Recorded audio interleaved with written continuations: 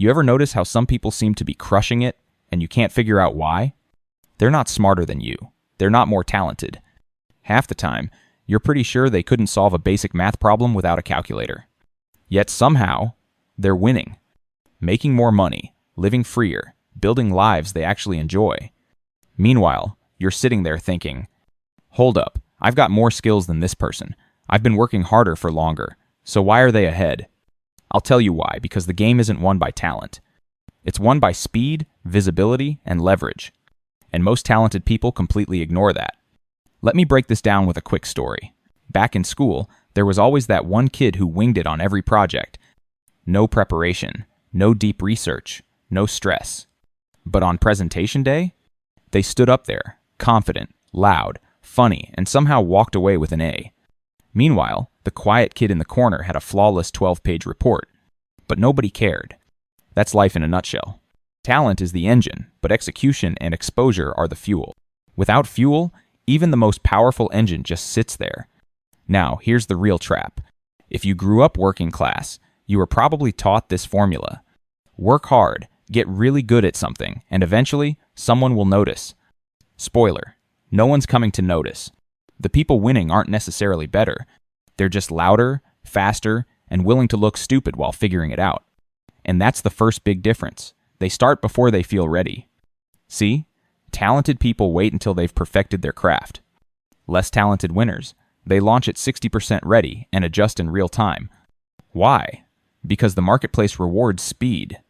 Think about the first iPhone. It wasn't perfect. It didn't even have copy and paste. But Apple didn't wait until they had the perfect phone. They released it, got feedback, and improved. Meanwhile, there's probably some genius in a basement right now, with a phone twice as good, but no one will ever see it because they're still working on it. Here's the second reason they're winning. They're masters of visibility. You could be the best mechanic in the city, but if no one knows you exist, the guy with the flashy TikTok videos will get more customers. We don't live in a best product wins world anymore. We live in a most seen, most trusted world. And trusted doesn't even mean the best. It means familiar. It means showing up consistently until people believe in you. If you've ever wondered why influencers with average advice get brand deals, that's why. They're visible. They're top of mind. Now, here's where talented people mess up. They think marketing themselves is showing off. They think posting about their work makes them look arrogant. So they stay quiet. And while they stay quiet, someone less skilled takes the spotlight and the opportunities that come with it. Third reason, less talented people win. They leverage what they have instead of obsessing over what they don't.com. I know a guy who can barely design a website. Like, it's bad. But he's built a 6-figure business because he outsources the design, focuses on sales, and reinvests in growth. Meanwhile, I know another guy who's a world-class designer. Still broke. Because he refuses to sell anything until it's perfect. This is where leverage comes in. Winners figure out how to multiply their effort. They build teams. They use tools. They collaborate. They don't try to be the smartest person in every room they try to be in the right rooms. Let me make this visual.